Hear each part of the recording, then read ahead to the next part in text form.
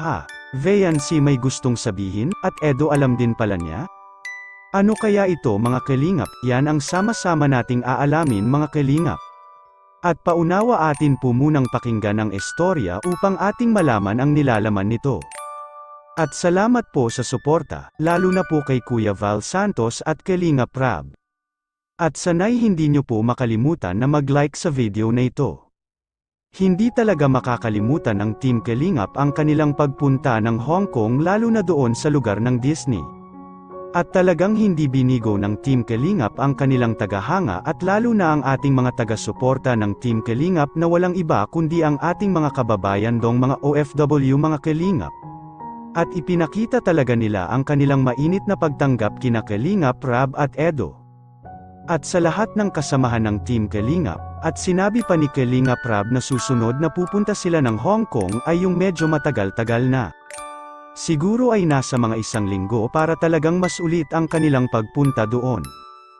At nang makauwi na nga ang Team Kalingap ay marami ang pinabaon na mga regalo ang ating mga kababayang OFW, isa na nga riyan ay si Veancy at Edo at maging sina Carla at Jomar ay nakakatanggap din ng mga regalong galing sa mga nag-sponsor mga Kalingap.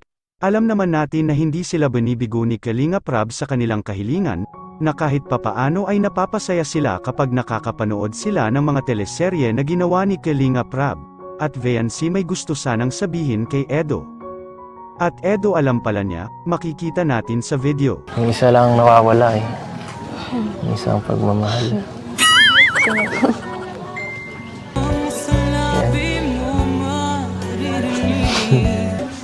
Ang tahimik mo, no? Pero parang may gusto kang sabihin.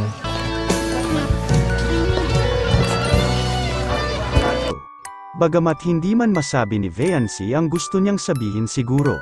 Ngunit sa nakita ni Edo sa kanya ay parang may gusto itong sabihin. Ngunit kung ano man ang gusto sanang sabihin ni Veancy kay Edo ay hindi naman siguro na ganun-ganun na lang ay sasabihin muna ang isang bagay.